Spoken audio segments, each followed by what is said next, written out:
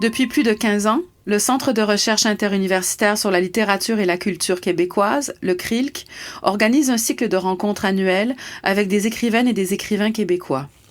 Ces rencontres sont animées par des chercheurs en littérature, aussi bien jeunes que plus aguerris, ce qui permet de mettre en dialogue les textes, les auteurs et les savoirs. Cette année, les rencontres d'écrivaines et d'écrivains du CRILC sont consacrées aux littératures de combat, c'est-à-dire aux actrices et aux acteurs du milieu littéraire qui résistent au courant hégémonique du livre et qui évoluent dans les marges. Le dernier combat abordé cette saison porte sur les enjeux de la traduction. La traduction est en effet un exercice à la fois culturel, politique et social. Comment traduire le genre à la lumière des mouvements féministes et queer qui ont marqué les dernières décennies?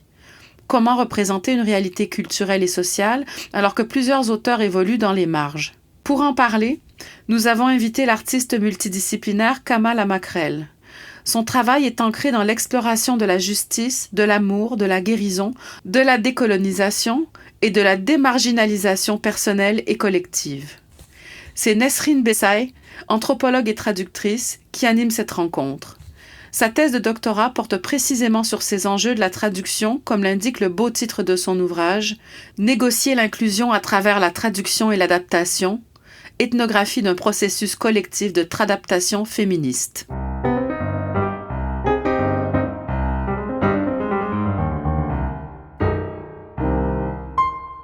Bonjour, et je voulais commencer par demander à Kama quel pronom tu voulais que j'utilise pour te désigner ou t'interpeller.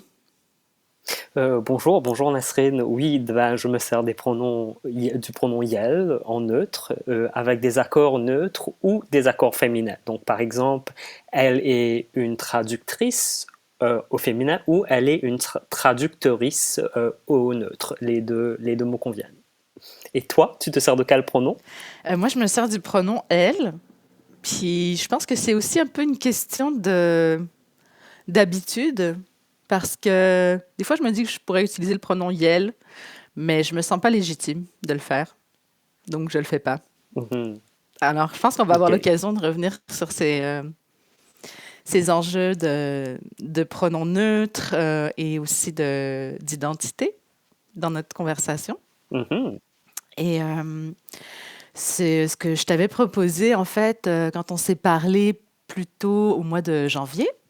C'était un peu de diviser notre discussion en deux parties. Donc, une première partie où on pourrait parler de nos parcours et expériences de traduction, chacune de notre côté, et une deuxième partie plus sur l'écriture inclusive.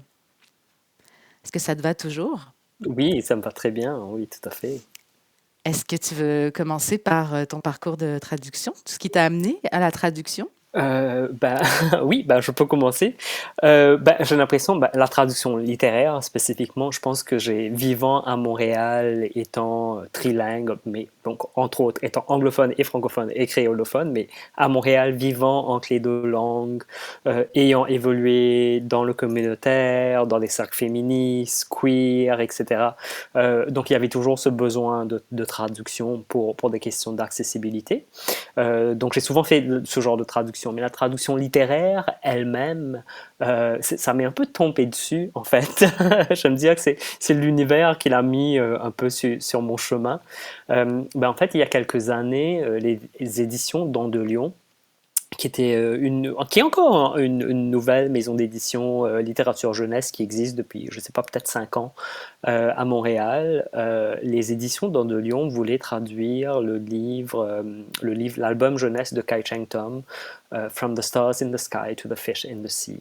Alors, From the Stars to the Sky to the Fish in the Sea, c'est l'histoire d'une enfant qui est née quand la lune et le soleil étaient tous les deux dans le ciel.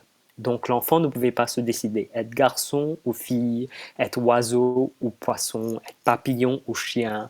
Donc c'était un enfant magique qui se transformait perpétuellement au quotidien, jusqu'à ce qu'arrive le moment où l'enfant doit aller à l'école. Et là, ben, à l'école, tout le monde est ou un garçon ou une fille. Bref, en anglais, le livre est écrit avec le pronom neutre, qui est le pronom they, they, them, qui est très commun, qui est très utilisé maintenant en anglais, qui est quand même très répandu.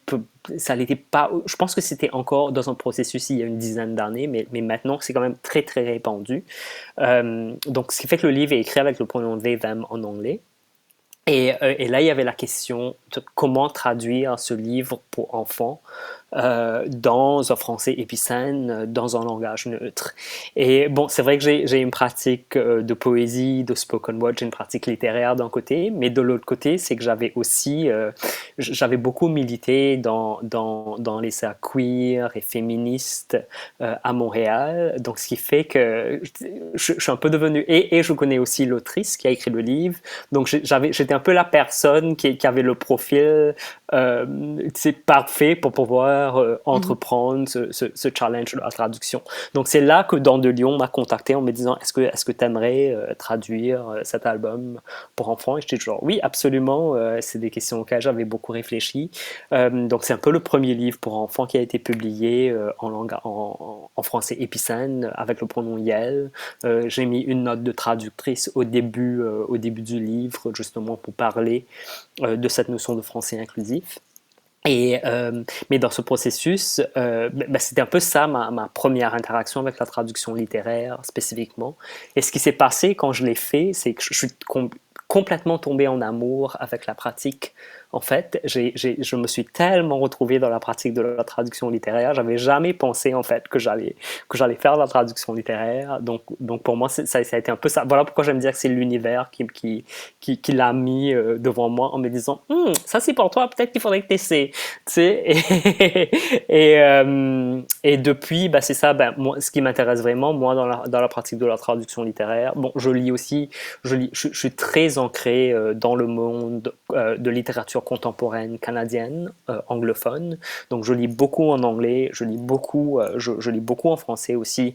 Je trouve que justement que dans le monde littéraire, il y a un peu ces deux solitudes dans le sens que les personnes anglophones normalement ne lisent pas, dans le reste du Canada, ne lisent pas nécessairement en français et l'inverse au Québec. Et je me suis vraiment mise à réfléchir à la question, à mon rôle en fait en tant que personne qui a un pied dans chacun de ces deux mondes. C'est quoi le lien qui peut se faire à travers moi? Et moi, ce qui m'intéressait surtout, c'est de traduire en fait les voix transféminines, racisées. À date, c'est ce que j'ai fait. J'ai traduit Vivre Shreya, I'm Afraid of Men, qui a été publié sous le titre de J'ai peur des hommes aux éditions du Remue-Ménage au printemps 2020. Et cette année, au mois de septembre 2021, j'ai la traduction du roman de Kai Cheng-Tom, Fierce Femmes and Notorious Liars, qui sort chez les éditions XYZ. Mais pour moi, l'amour de la traduction et l'enjeu dans la traduction littéraire et de ramener des voix alternatives, des poétiques et des esthétiques alternatives dans le monde québécois francophone. Je suis sûr qu'on va en parler plus. Donc ça, c'est un peu ma relation à la traduction littéraire. Je trouve ça super intéressant que tu dises que, en fait, la traduction, tu es un peu tombé dessus. Parce que quand tu décris un peu ton parcours, ton lien à l'écriture, ton positionnement aussi à la frontière de plusieurs cultures, de plusieurs langues, moi, ça m'a l'air tellement évident. Tu sais, tu dis qu'ils sont venus te chercher les éditions Dans de Lion pour faire cette traduction-là, puis tu as été surprise de ça, mais pour moi, c'est tellement évident. Puis ça me donne envie de te poser une question qui est assez dans les études de la traduction. Tu sais, il y a tout un courant là, qui parle de on n'est pas des traductrices, on est des écrivaines. Donc, je sais pas comment toi, tu vois un peu la différence dans ta pratique, parce que pour toi, ça a l'air d'être deux choses très distinctes. Donc, ta pratique de traductrice et ta pratique de poète. Comment est-ce que tu... Ah, c'est une très bonne question, ça. Il y a plusieurs parties à cette question. Je pense qu'il y a la partie du processus de la traduction littéraire. Et pour moi, en fait, j'ai réalisé la raison pour laquelle j'aime la traduction littéraire autant, c'est que ça me rappelle ma propre pratique d'écriture de poésie. Tu sais, parce que pour moi, dans la rédaction de poésie, pour un vers, j'ai souvent 18 options. tu sais, et la manière dont je le sens, c'est que je prends chaque option, chaque mot possible, et tu sais, c'est comme si que je les mesurais, que je regardais c'était quoi leur poids, c'était quoi leur couleur, à quoi, tu sais, c'est un peu, et ensuite jusqu'à ce que je trouve un peu l'équivalent le plus parfait de ce que j'essaie de communiquer à travers la poésie.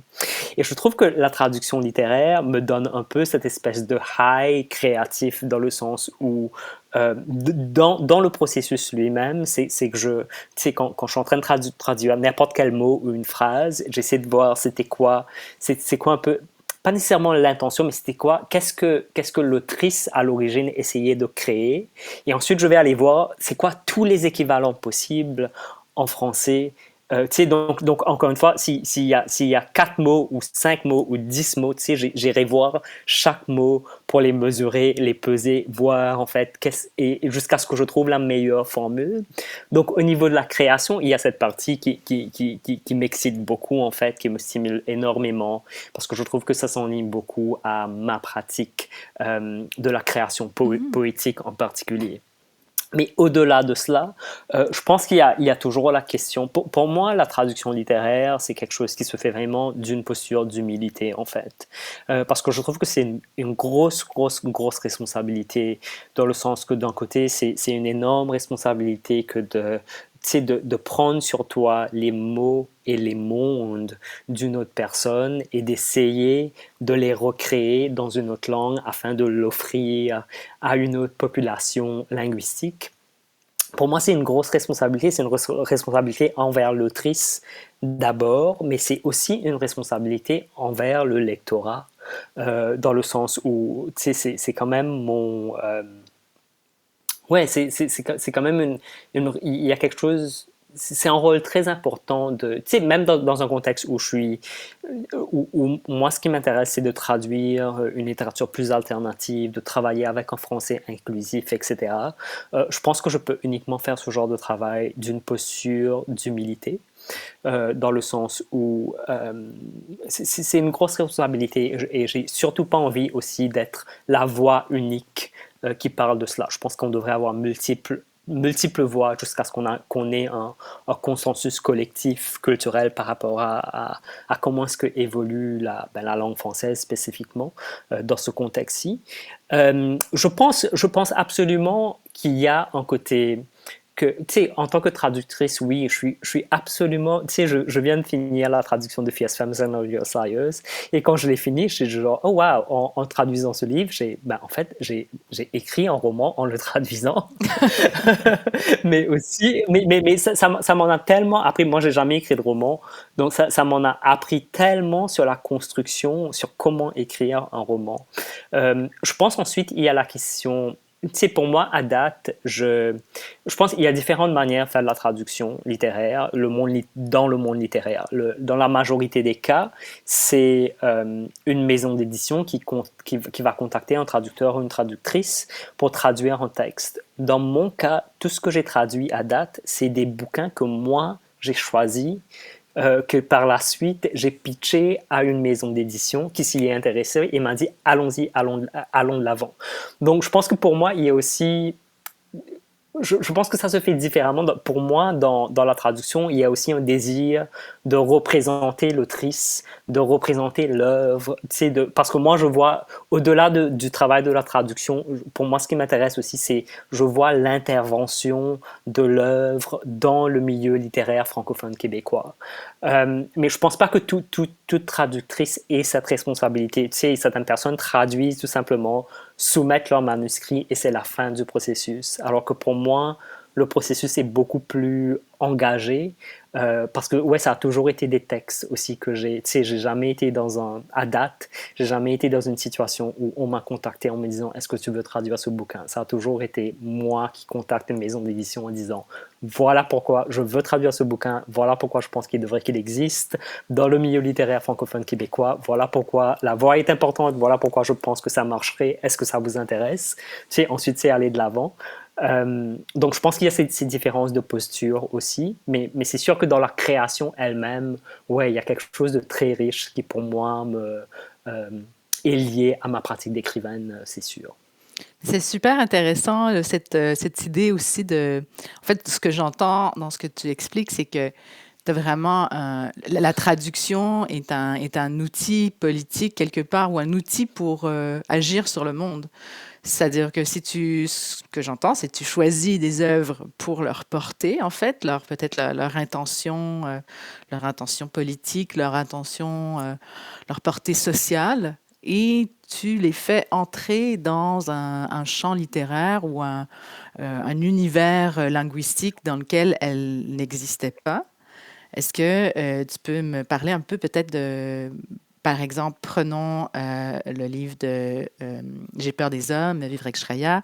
Si tu vois un peu je veux dire, tu l'as choisi parce que pour toi, il avait une intention et une portée politique ou un effet de changement social. Et est-ce que dans le courant du processus, c'est ce que ça a donné? Est-ce que tu es satisfaite de comment tu as réussi à importer ce livre et ces idées dans une nouvelle sphère culturelle et linguistique?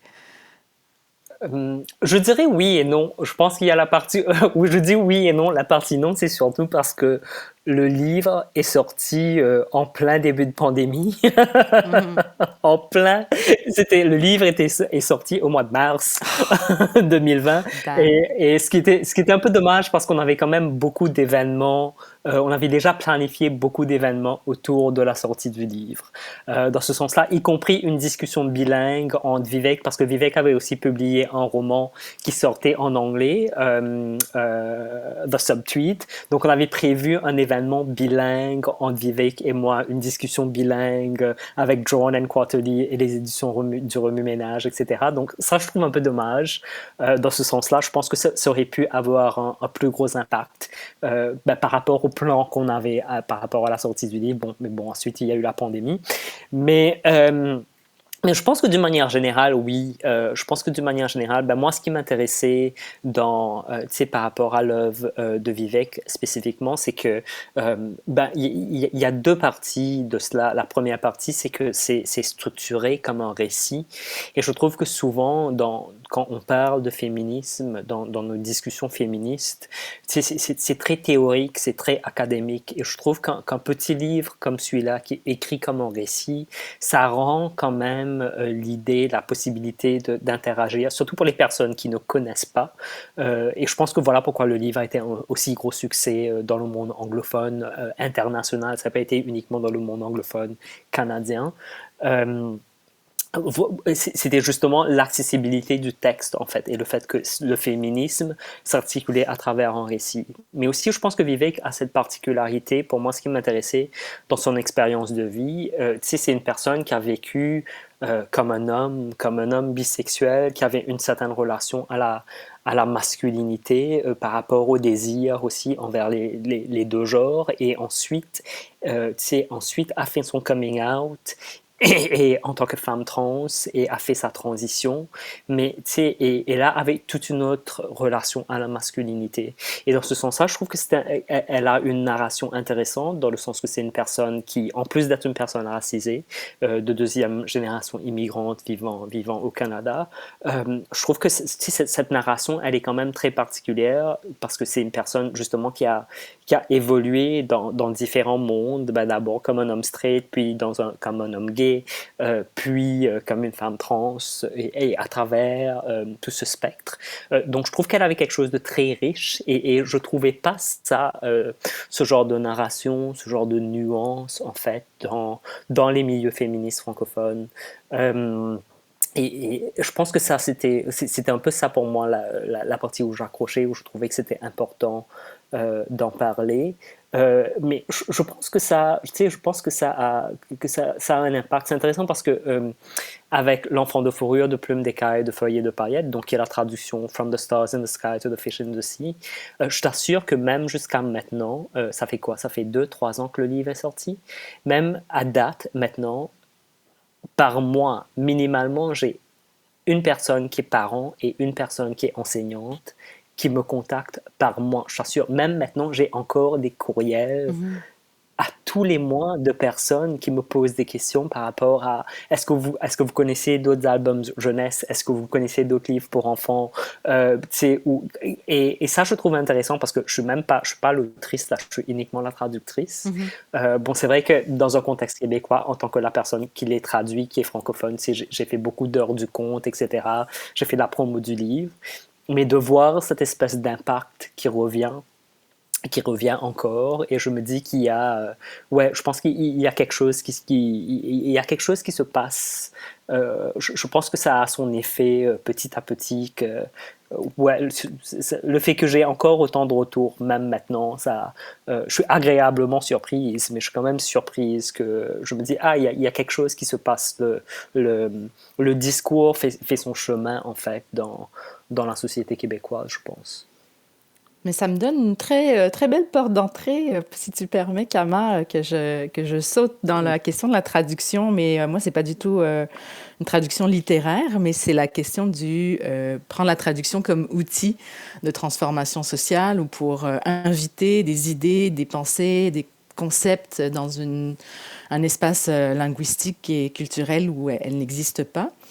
Et moi, Mhm. c'est à partir de ça que je me suis rendue à la traduction. Donc, c'est vraiment cette aventure de traduction collective de Our Bodies Ourselves, qui est un livre sur la santé sexuelle et reproductive, un classique du féminisme des années 70, mais qui a eu des mises à jour et des révisions régulièrement dans sa version américaine. Et donc, moi, c'est comme ça que je suis arrivée à la traduction. C'est dans l'idée de traduire et adapter ce livre-là en français pour le Québec, et vraiment dans la perspective d'amener cette vision-là de la fluidité du genre, de la diversité sexuelle et de genre, en fait, qui est présente dans la dernière version du livre américain, et qu'on était quelques-unes à vouloir inviter dans l'espace francophone québécois.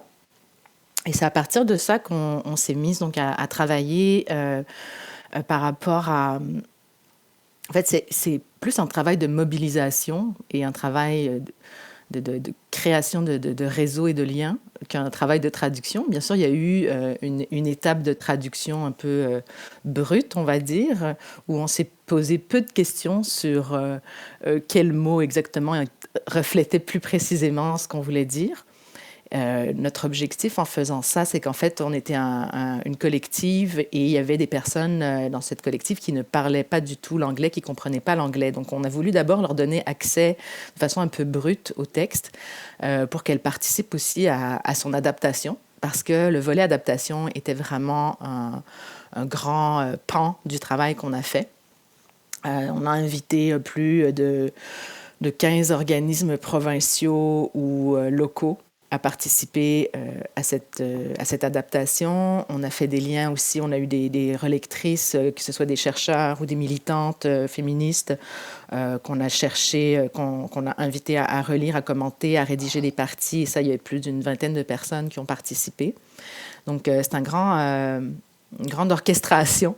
Moi, ce que j'ai fait là-dedans, c'est beaucoup de la coordination, oui, la traduction brute, mais après ça, les parties de l'adaptation aussi, on s'est séparé des sections pour l'adaptation, donc c'était pas de la même façon, on n'a pas travaillé toutes les sections de la même façon, mais on s'était donné une base d'unité. Donc ça, c'est une méthode aussi qui vient plus des groupes affinitaires, des groupes libertaires, d'avoir une base commune, une base d'unité qui définit un peu nos grandes valeurs, nos principes. Et le premier, bon, bien sûr, on avait toute une perspective sur l'importance de l'approche globale en santé, l'importance aussi de mettre de l'avant une posture féministe, antiraciste, anticoloniale. Et en fait, en dehors de ça, la première chose sur laquelle on s'est entendu, c'est qu'on était prête à ce qu'il y ait des positions féministes contradictoires qui se côtoieraient dans le livre. Et ça, donc, c'est très cohérent avec notre idée de contribuer à la création d'un réseau et d'une construction. Et on a aussi voulu aller chercher une parole collective. Donc, le livre original contient beaucoup de témoignages, qui sont des témoignages qui ont été recueillis aux États-Unis. Mais nous, on a voulu aller chercher des témoignages de façon plus locale au Québec. Certains ont été traduits, Certains ont été recueillis donc soit par Internet, soit par des entrevues de groupe. Et c'est dans cette idée-là d'entrevue de groupe. Pourquoi les entrevues de groupe? On a voulu faire en fait émerger une parole qui serait collective et politisée, c'est-à-dire pas juste des témoignages individuels qui ont leur valeur, oui, mais la collectivisation des vécus et des expériences nous apparaissait essentielle pour mettre en évidence les systèmes d'oppression. Donc, on a travaillé avec des organismes de défense de droit pour aller chercher cette parole-là, pour aller faire des entrevues avec des petits groupes, là, peut-être 8 à 10 personnes. Et ce processus, moi, c'est comme ça que je suis rentrée dans l'univers de la traduction et aussi dans l'univers de l'écriture inclusive pour aller réfléchir cette position d'écriture inclusive et qu'est-ce qu'elle implique et comment est-ce qu'on peut la mettre en œuvre en français. Donc, je nous fais tranquillement glisser vers la deuxième partie de la discussion. Kama, ça te convient qu'on passe comme ça subtilement vers la partie plus, écriture inclusive et ça me permet de parler un peu de ce sur quoi j'ai travaillé par rapport à l'écriture inclusive qui part vraiment de ce projet collectif avec la traduction d'Our Bodies, Ourselves par la collective L'Accord féministe.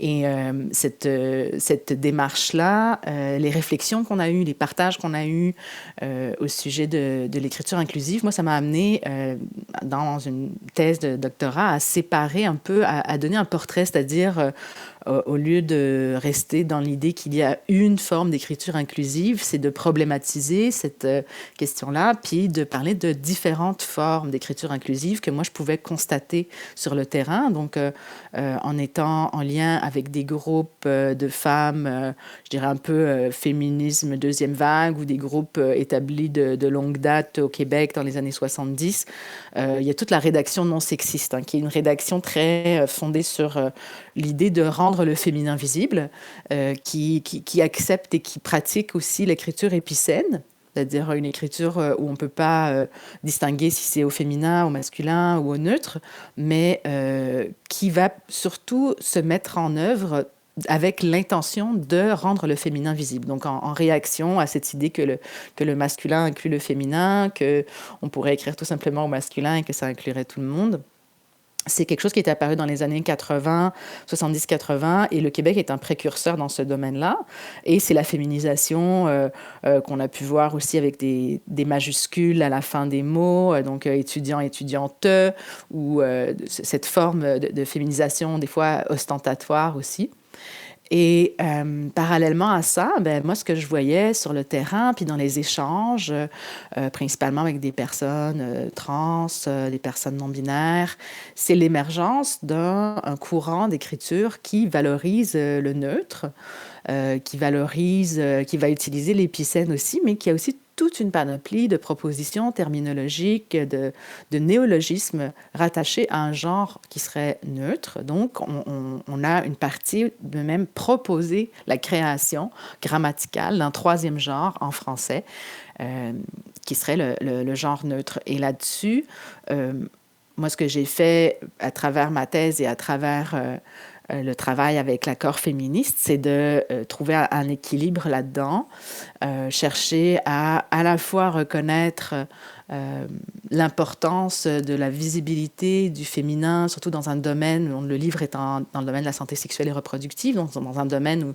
il y a eu plusieurs occasions pour des féministes de dénoncer comment les femmes et le pouvoir rattaché à la naissance, par exemple, ou le lien avec le corps avait été caché par un establishment médical, et que rendre le féminin visible a d'autant plus de sens dans le contexte où on parle de processus physiologiques, je dirais typiquement féminins, comme la grossesse ou des menstruations.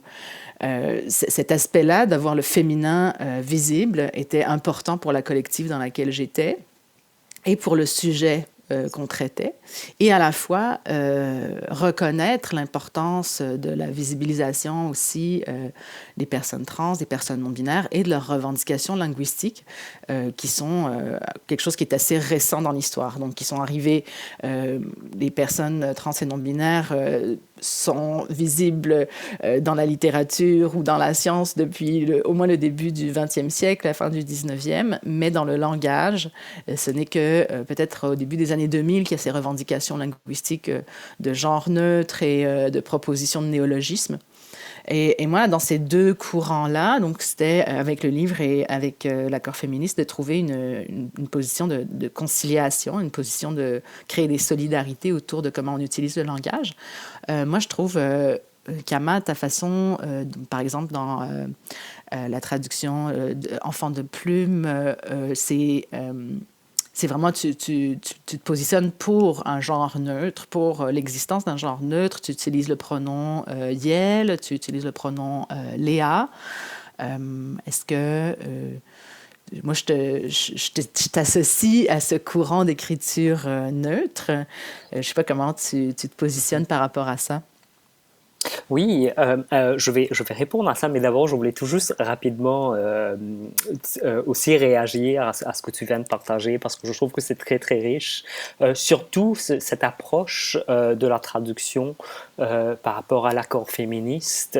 Parce que une des choses que je disais un peu plus tôt, quand je disais que pour moi, la traduction, c'est quelque chose qui se fait d'une position d'humilité, mais aussi, pour moi, mon processus de traduction est aussi très collectif, dans le sens où je suis pas en train de traduire seul chez moi dans ce sens-là.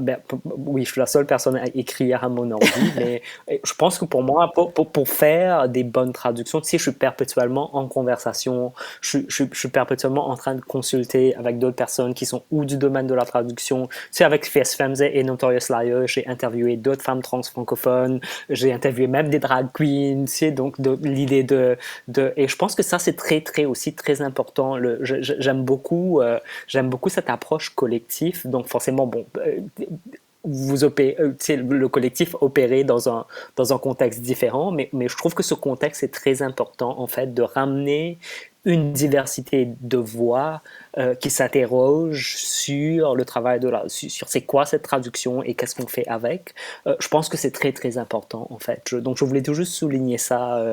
Ouais, je trouve qu'il y a quelque chose de très riche et de très important dans la posture de la traduction. Je pense que c'est comme ça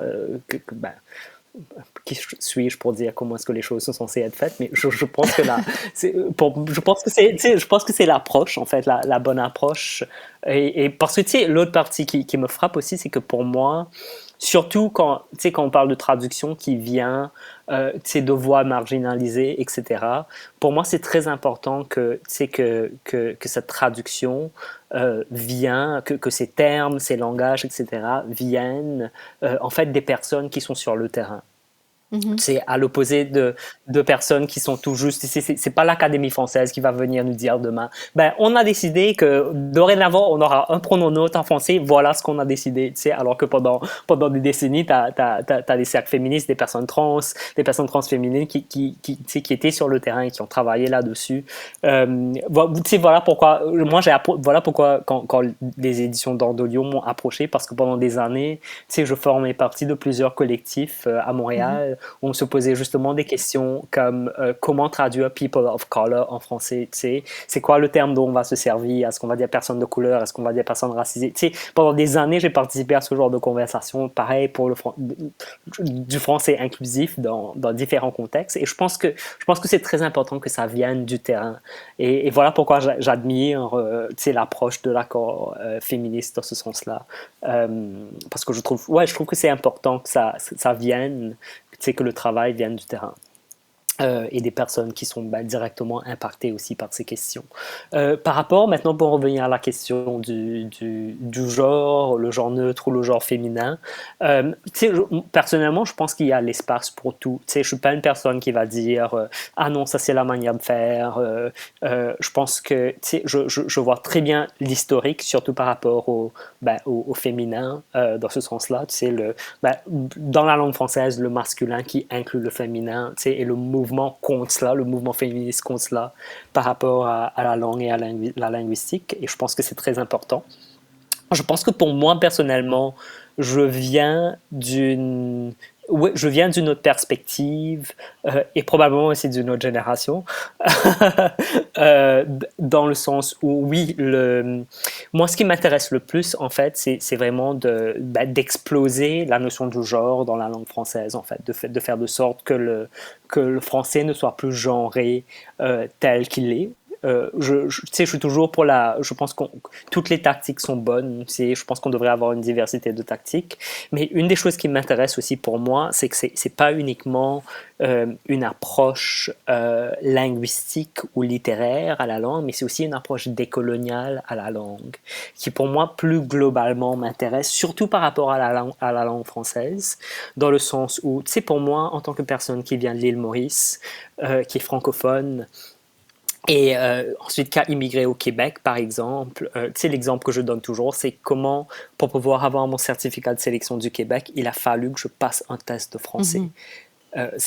Pour moi, je trouvais ça tellement bizarre parce que c'est genre, ah, donc ma francophonie n'est pas reconnue dans ce contexte parce que j'ai pas un passeport français. Donc, tu sais, il y a une espèce de hiérarchie de la francophonie déjà qui, ben, forcément, est en haut de cette hiérarchie, il y a Paris, dans ce sens-là. Et la chose qui m'avait frappé, c'est que déjà, il fallait que je fasse un test de français pour avoir mon certificat de sélection du Québec. Et quand je suis allé faire le test, en fait, c'était un de ces tests informatisés, mais qui était administré à Paris. Où, donc, tu sais, il te fallait apprendre le français québécois, mais une fois que tu faisais le test, tu entendais du français parisien. Et j'ai trouvé ça tellement bizarre, où je me suis dit, mais qu'est-ce que c'est? Tu sais, et c'est là, en fait, c'était un gros moment de déclic pour moi où je me suis vraiment mise à réfléchir à la question de la francophonie. Tu sais, alors qu'en anglais, par exemple, moi j'ai vécu en Inde pendant 5 ans, où j'ai fait des études littéraires, et dans mes cours de linguistique, il fallait que j'étudie le Indian English, tu sais, parce que le African American English qui est connu. Je trouve que en anglais, il y a une forme de démocratisation de la langue. Il n'y a pas une académie anglaise, ou tu sais, t'as pas quelque chose comme ça, t'as pas cet équivalent d'une Moi, j'ai trouvé ça très drôle quand j'ai appris qu'il n'y avait pas l'équivalent de l'Académie française ou de l'Office québécois de la langue française pour l'anglais. J'étais comme, mais comment ils font pour parler? Non, clairement, comme francophone, on grandit un peu dans cette idée que ça prend une autorité suprême là, qui va trancher sur qu'est-ce qu'on utilise ou pas. Donc, je te suis tout à fait là-dessus. Exactement. Et la métropole, donc la France. Je trouve que pour la France, mais je trouve que justement cette espèce d'emprise de l'Académie française, c'est surtout que l'Académie française a été fondée, tu sais, pendant le règne colonialiste de France. Tu sais, pour moi, c'est un projet colonial en fait qui essaie de garder, tu sais, qui essaie encore de se tenir à une espèce de hiérarchie de valeurs de coloniale de la langue française. Et je trouve que la France a quand même colonisé pas mal du reste du monde qui maintenant est la francophonie, et pour moi c'est important de légitimer le reste de cette francophonie en fait, tout comme le Indian English peut être du Indian English qui est complètement valide et qui existe. Pourquoi pas pourquoi est-ce qu'on a une hiérarchie de la francophonie? Ça me dérange fondamentalement. Et donc pour moi il y a aussi cette approche décoloniale de la langue française quand je parle du français inclusif, qui pour moi est aussi liée à la notion de genre, dans le sens où l'autre partie de ma pratique est dans l'histoire des genres et l'interaction dans la transidentité, l'interaction entre la transidentité et l'histoire coloniale, mais c'est que la binarité elle-même, la binarité du genre, était un outil colonial. Tu sais, quand tu parles de ces vécus, les vécus trans, les vécus non conformes dans le genre, je veux dire, y compris chez les peuples autochtones du Canada, tu sais, ont toujours existé. Et moi, dans ma culture, dans mon histoire, tu sais, quand tu vas en Inde, t'as des hommes, des femmes, des hijras, des pantis, des kotis, tu sais, t'as plusieurs genres qui existent. Et c'était pareil. Donc, ce qui fait que l'outil, tu sais, cette espèce de discours médical par rapport à la transidentité, et ce discours étatique, en fait, est un discours occidental. Et même maintenant, à date, le discours dominant par rapport à la transidentité qui est liée à la dysphorie du genre, etc. Tu sais, cette idée que tu es né dans le mauvais corps et il te faut une intervention médicale et étatique pour rectifier ce problème.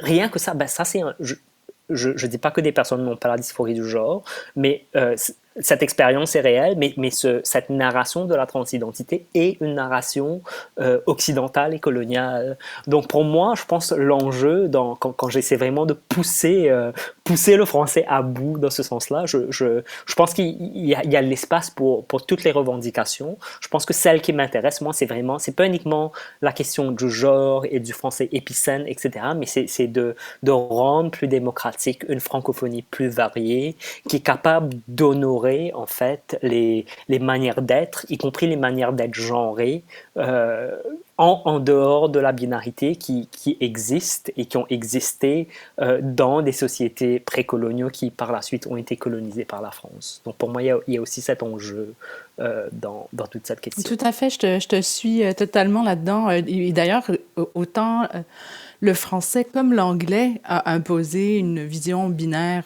du genre à travers le processus de colonisation, à la fois dans des situations où peut-être les gens voyaient le monde ou le séparaient dans différents ensembles qui n'étaient pas liés au genre. Je sais pas, les personnes âgées, les personnes plus jeunes ou les objets et les êtres animés, où c'était la séparation se faisait sur ces bases-là, mais avec l'imposition du français ou de l'anglais à travers la colonisation, il y a eu une perte de la possibilité d'exprimer ces différences-là pour finalement tout le monde se concentrer sur une différence de genre. Et là-dessus, tu parlais tout à l'heure un peu de cette possibilité dans le collectif, à travers le groupe et l'échange, de pouvoir se nommer, de pouvoir parler de son vécu. Moi aussi, c'est quelque chose qui m'interpelle beaucoup et je trouve que le travail, parce qu'avec l'accord féministe, on continue à travailler sur la traduction, adaptation maintenant du deuxième volume, qui va être plus sur toutes des questions de périnatalité, de grossesse, d'accouchement, de parentalité. Et c'est la difficulté de trouver les mots pour exprimer une expérience qui a été confisquée quelque part. Un exemple tout bête, accouchement, en fait, ça vient de la personne qui est couchée, et donc c'est la perspective de la personne qui est debout à côté de la personne qui est couchée, donc une perspective de médecin. L'enfantement, c'est centré sur l'enfant. La naissance, c'est centré sur l'enfant. Enfin, il y a une difficulté d'arriver à parler de ce processus-là, de cette expérience-là, de la perspective de la personne la première personne qui le vit, en fait, qui est la personne qui porte dans son corps, qui est la personne qui va éjecter cet amas de cellules. Donc, c'est cette difficulté-là, et ça me ramène donc à la terminologie, aussi les néologismes, quand on essaye de se donner des mots collectivement pour parler de nos expériences, et à quel point c'est important dans la construction d'un mouvement, dans la construction aussi d'une vision du monde, pour pouvoir la partager et la faire connaître, et donc pouvoir porter des revendications. Et ça, je trouve qu'il y a quand même un double tranchant. C'est-à-dire, tantôt, tu parlais de faire exploser le genre, ce qui est quelque chose auquel j'adhère totalement. Et des fois, j'ai l'impression, moi, j'ai le sentiment que à vouloir se donner des termes pour préciser, pour définir. Tu vois, là, maintenant, on se retrouve avec un acronyme interminable de LGBTQIA2+. Mais je trouve ça à la fois important, tu vois, c'est super contradictoire ce que je te dis, hein, mais c'est pas grave, j'aimerais ça t'entendre là-dessus. Ouais. Je trouve ça à la fois important qu'on ait des espaces pour se donner des mots, pour parler de nos réalités, parce qu'elles sont tues, elles sont invisibilisées. Et à la fois, des fois, je me questionne sur mais là, moi, mon but, là, avec tout ça, là, LGBT, c'était de faire exploser tout ça. Là, on est rendu avec plein de petites cases. Qu'est-ce qu'on va faire? Faut qu'on appartienne à une petite case. Quand est-ce qu'on peut cocher toutes les cases en même temps? Donc, c'est cette tension entre les deux. Je sais pas si c'est quelque chose auquel tu penses dans ta pratique ou dans ta pratique militante ou d'écriture. Oui, mais c'est sûr, définitivement, dans les deux cas, dans la pratique d'écriture, je pense que à un niveau très personnel, ce qui me ramène à l'écriture, mais aussi à la création artistique d'une manière générale, étant donné que je suis aussi artiste pluridisciplinaire, mais ce qui me ramène à la création, c'est cette idée de pouvoir donner naissance à soi-même, en fait. C'est de créer autour de ce qui a été invisibilisé, de ce qui a été, tu sais, qui a été, qui a été forcé à être tabou, à être silence de différentes manières et de donner une voix, une porte d'entrée, une forme d'existence à ce silence, en fait. Je pense que c'est un peu ça. Ben, souvent, ce que je vois, surtout des artistes marginalisés, c'est surtout ça, la motivation, le désir de créer, en fait. Donc, je pense qu'il y a cette partie qui est importante. Je suis une personne qui encourage la diversité de tactiques, Mhm. dans le sens où si dans le moment présent, dans l'espace-temps présent, on a besoin d'ajouter 4 hautes lettres à l'acronyme pour rendre une expérience de vie, une identité marginalisée visible, je suis tout à fait pour dans l'espace-temps. Mais je pense qu'il y a aussi pour moi la question de la temporalité.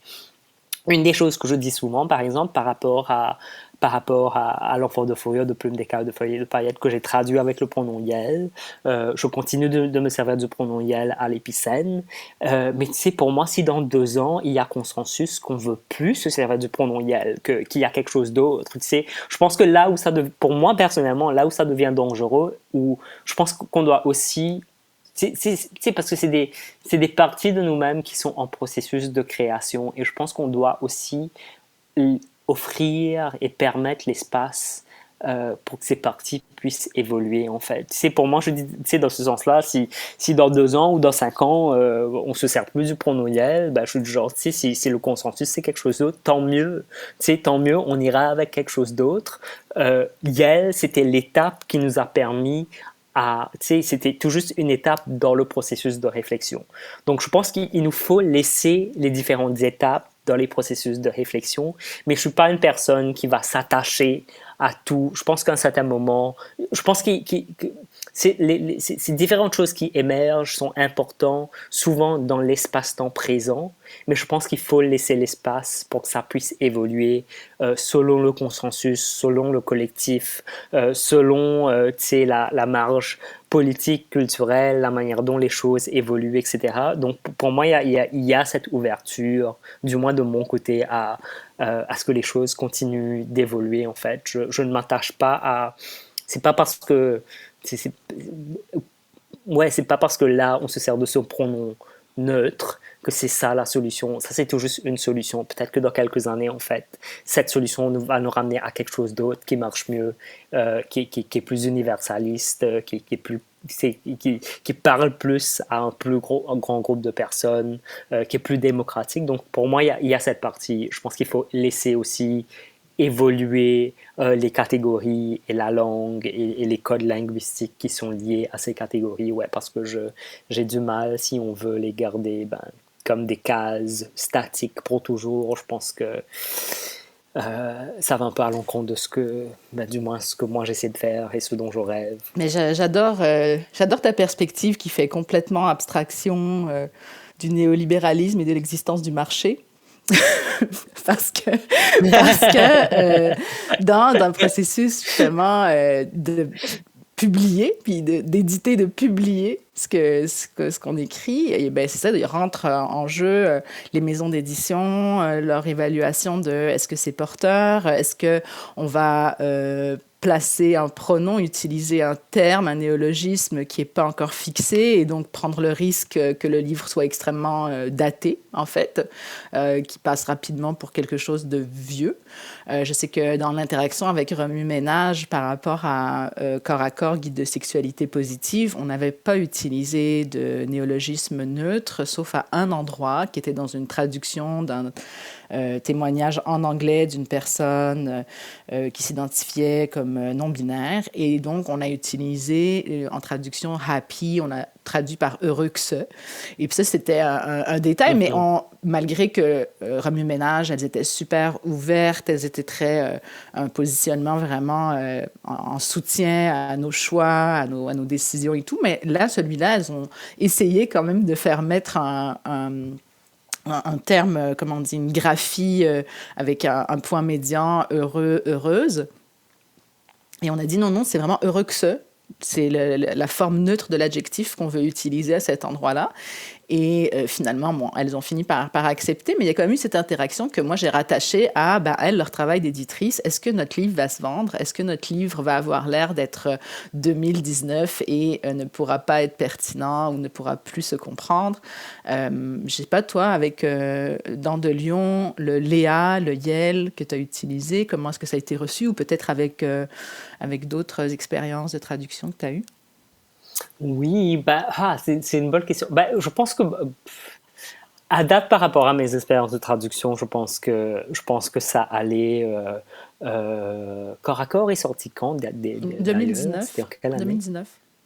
Ouais, je me demande, est-ce qu'il y a une grosse différence entre 2019 et 2020? Je sais pas. Ou peut-être que corps à corps, c'est un peu la première étape qui a ouvert la porte. C'est genre, le temps qu'on va savoir dans ce sens-là. Mais je comprends la partie, la question du marché, etc. Mais je pense aussi que c'est aussi le monde littéraire, le monde de l'édition, si on va faire bouger quoi que ce soit. Tu sais, moi je me rappelle en 2019, j'avais fait une entrevue avec le journal Métro, et la journaliste qui était sur la première page du journal Métro. Et tout l'article était en genre neutre. J'étais du genre, wow, tu sais, c'est quand le journal Métro qui est distribué à toutes les personnes qui partent au travail avant la pandémie, forcément, quand tout Montréal va le lire dans le métro le matin, tu sais, de représenter une personne trans avec un langage complètement épicène, c'est fort, tu sais. Donc, je pense qu'il y a aussi... Je comprends la partie un peu plus marketing, etc. Mais je pense qu'il y a aussi la responsabilité plus politique et sociale aussi il y a quand même ce rôle de l'édition, en fait, des maisons d'édition. Et je pense que... j'ai pas une maison d'édition, donc je connais pas les impacts économiques. Mais en même temps, tu sais, je me dis, il y a aussi tellement de choses par rapport à la traduction, dans le sens qu'il y a tellement de, tu sais, de classiques qui sont perpétuellement retraduits dans les différents contextes. Tu sais, je sais pas, quand tu as un Shakespeare qui est traduit en joual, par exemple, ou un texte qui a été, qui est traduit à la première personne, qui tout le temps avait été traduit avec vous, mais pour la première fois est traduit avec le tu, par exemple, à la deuxième personne. Donc il y a quand même ce genre de choses qui reviennent perpétuellement aussi.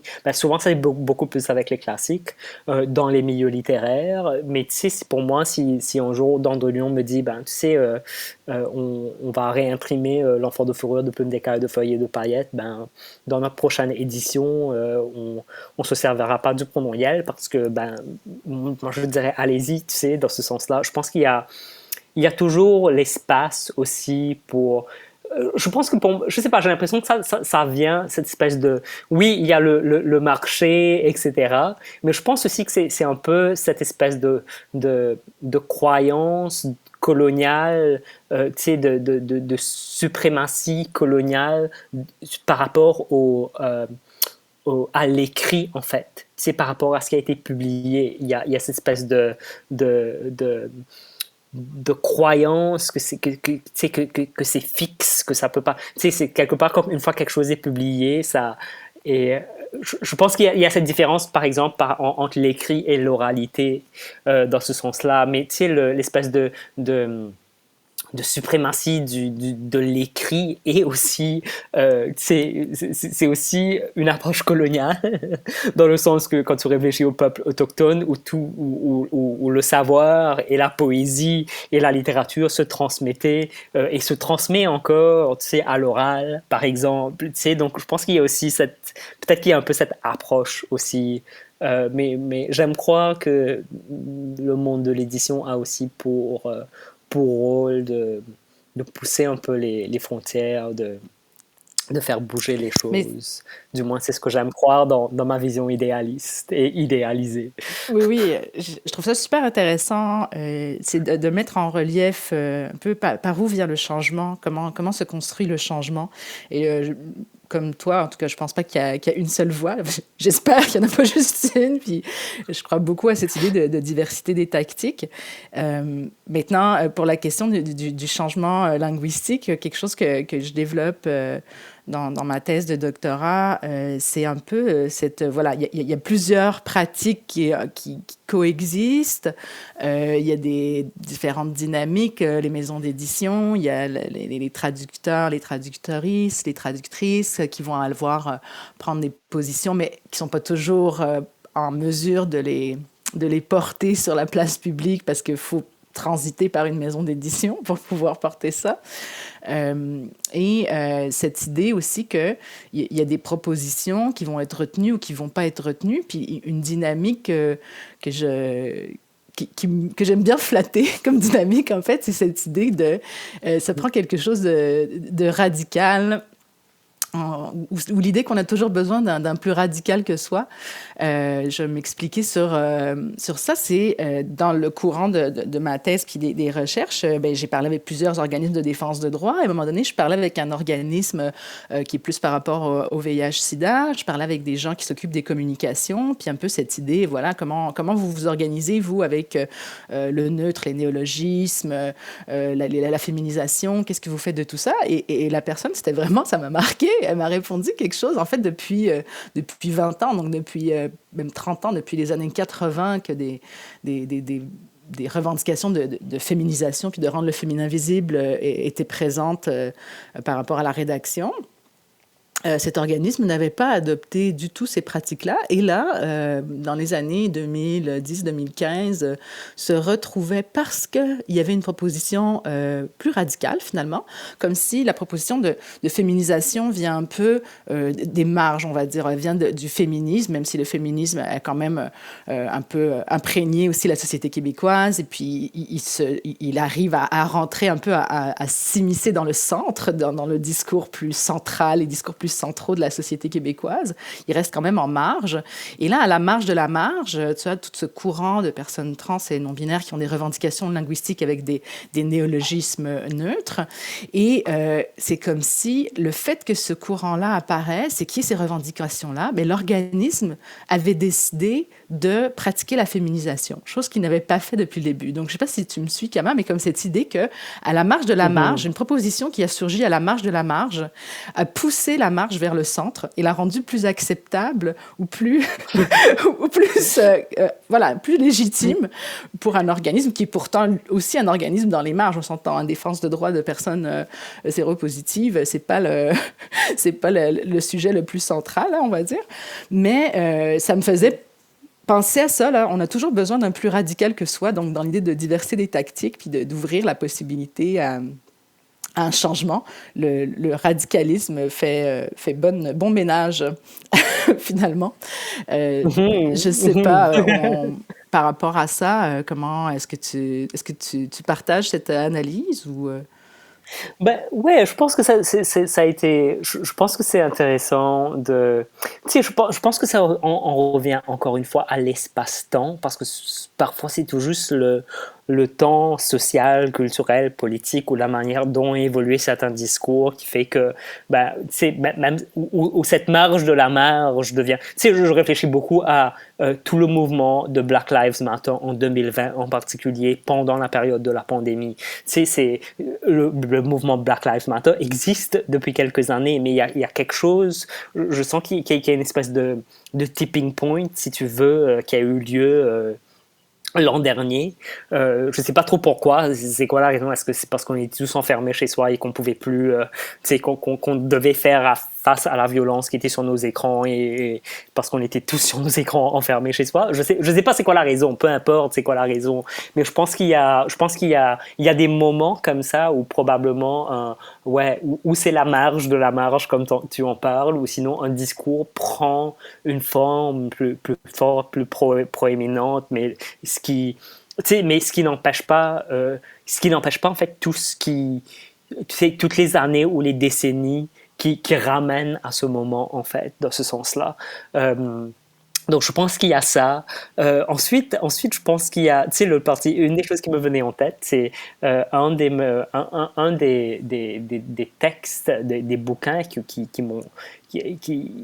dont je me réfère toujours, c'est de Bee Bianohan, qui a été publié en anglais, qui s'appelle Decolonizing Transgender 101, qui a été publié il y a quelques années maintenant en anglais. Et ce qui est intéressant, c'est une femme trans qui, en fait, elle écrivait sur les droits trans, etc., sur Tumblr, et qui écrivait tellement là-dessus. Et un jour, en fait, elle a décidé c'est une femme transracisée d'origine philippine, elle a décidé, en fait, de créer sa propre boîte d'édition, en fait, et elle a publié ce livre dans le langage de Tumblr en disant au tout début, voilà pourquoi je l'ai fait, voilà pourquoi je ne vais pas à travers un processus d'édition. Excuse-moi, elle a publié à travers le langage de quoi? J'ai pas compris.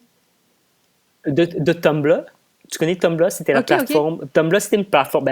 C'est encore une plateforme en ligne qui existe.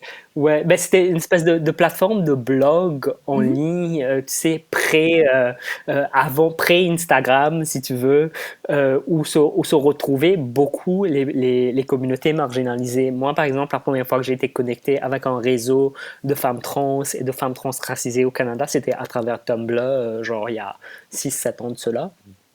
Donc c'est une espèce de plateforme en ligne de discussion hors Facebook où il y avait énormément de voix marginalisées. Il y avait aussi pas mal de travail de sexe qui se passait sur Tumblr, sauf qu'il y a quelques années. En fait, Tumblr a complètement changé il y a, je crois, 3 ou 4 ans parce que le Tumblr a décidé de bannir la nudité sur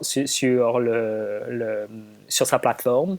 Donc, il y avait quand même pas mal de représentation, de self-representation, d'auto-représentation de sexe, de sexualité, etc. Mais une fois que ça a pris cette tournure conservative, je ne sais plus si les gens se servent de Tumblr maintenant. Moi, je ne m'en sers plus. Non, je pense que c'est passé sur Instagram. Et donc, elle a publié à travers Tumblr. Okay. Ouais, et c'est un livre que je relis. Elle avait toute une série d'écrits sur Tumblr. Ensuite, elle l'a transformé en livre qui s'appelle Decolonizing Transgender 101, qui pour moi est un des textes séminales sur la décolonisation qu'elle a publié elle-même dans sa boîte d'édition où elle publie uniquement des femmes transracisées. Et pour moi, c'est un acte tellement radical où tu sais, au début du livre, elle te dit voilà pourquoi je ne participe pas à un processus d'édition. C'est parce que c'est un bouquin sur la décolonialité. Voilà la manière dont ça part contre cette espèce d'institution autoritaire, etc. Et j'ai trouvé ça très riche et ça a eu énormément d'impact dans ce sens-là. Donc je me demande aussi, je pense qu'il y a certains moments où peut-être qu'il y a aussi ces œuvres ou ces initiatives ou ces choses qui viennent de la marge mais qui ont quand même de gros impacts. Peux-tu nous redonner le nom de l'autrice? Bee Bianohan et B.Bianohan. Et le livre, c'est Decolonizing Transgender 101. Écoute, je pense que c'est une très belle façon de finir notre conversation en ouvrant justement sur le radical du radical, la marge de la marge. Et merci beaucoup, Kama, pour cette conversation. Merci beaucoup à toi, Nesrine, pour cette très riche discussion.